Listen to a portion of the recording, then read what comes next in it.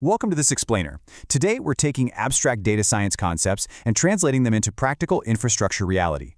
We're diving into Part 8 of the 10-part intermediate tutorial, Machine Learning for IT Professionals, straight from Virtualization Options LLC, their Colorado-based research, education, and advisory organization. We are focusing exclusively on Chapter 8 here, taking you from traditional infrastructure right into the heart of intelligent operations. Let's get to it. So, the big question you've got to ask yourself today is this. Are your systems actually ready for the machine learning revolution? Look, we need to dispel a massive myth right out of the gate. Machine learning? It's not just some magic happening in a black box.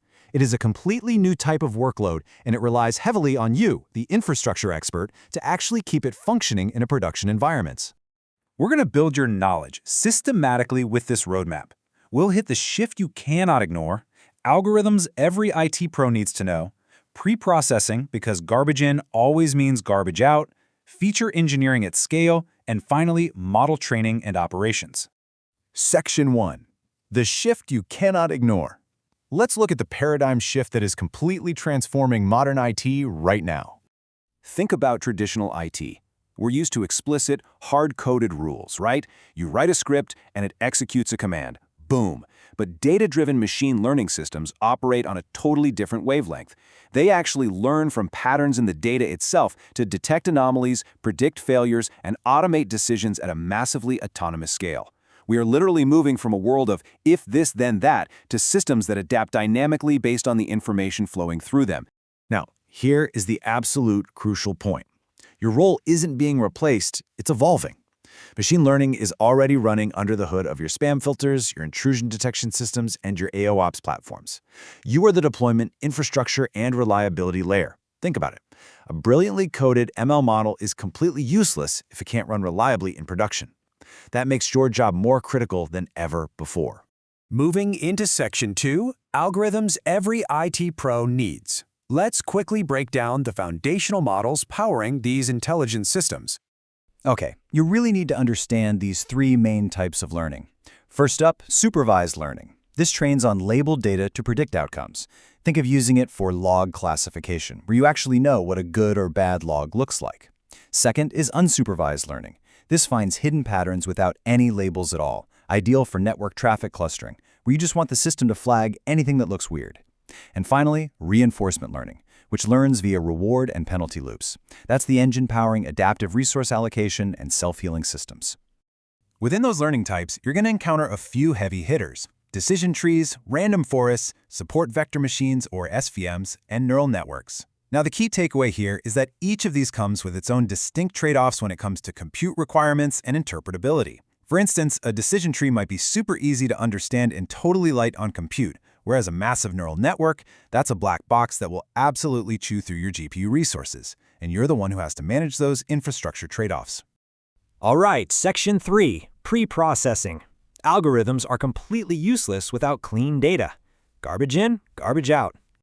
There are three critical steps you've got to nail here. First, treat your data quality just like infrastructure. Missing values or inconsistent formats will totally corrupt your model training. Second, normalization and encoding. You have to scale numerical features and encode categorical data before feeding anything to a model.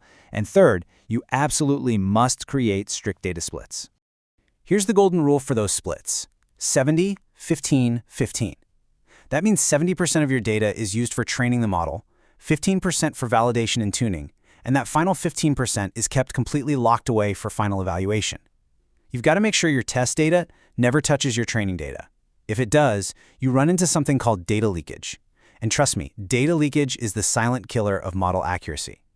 It basically lets the model peek at the answers before taking the test, which gives you a completely false sense of security right before you deploy to production. Which brings us to Section 4, feature engineering at scale. Because once your data is clean, you have to extract the right signals. Feature engineering is really all about turning raw data into an actionable signal. First, you've got feature selection, simply removing irrelevant or redundant variables, because fewer features often mean faster, more accurate models. Then, there's feature creation.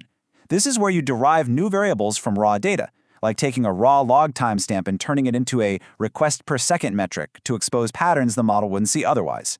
And lastly, dimensionality reduction, where you compress high-dimensional data to keep performance snappy. When we talk about compressing that data, we rely on algorithms like PCA and TSNE. If you're dealing with massive network logs, where a single network packet might literally have hundreds of distinct features, these techniques are absolutely critical.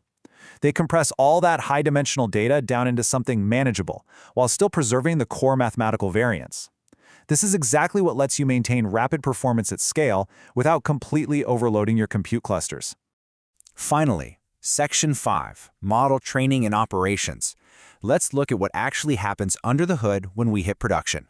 It is so crucial to understand the difference between parameters and hyperparameters when you're managing these workloads. Parameters are learned automatically by the model during the training phase. It figures those out entirely on its own based on the data.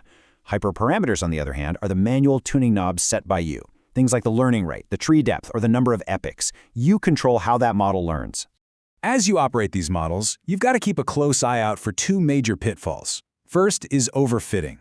This happens when a model basically just memorizes the training data perfectly, but then completely fails to generalize out in the real world. To fix it, you have to use regularization techniques. On the flip side, you have underfitting, where the model is just too simple and fails to capture any meaningful patterns at all. Finding that perfect balance, that is the absolute core of machine learning operations. But when properly tuned and deployed, the value ML provides to IT operations is just incredible. Take predictive maintenance, for example. By training models on server telemetry like CPU usage, disk I/O, or temperature fluctuations, these systems can reliably predict and flag hardware failures up to 72 hours before they actually happen. Think about that. That is a massive window to proactively swap out a failing drive before it takes down a production service. And it doesn't stop there. In the realm of AI ops and log analysis, natural language processing, or NLP models, can parse millions of dense log lines in milliseconds to instantly surface the root cause of an outage. Getting this right can literally reduce a team's mean time to recovery by up to 60% in production environments.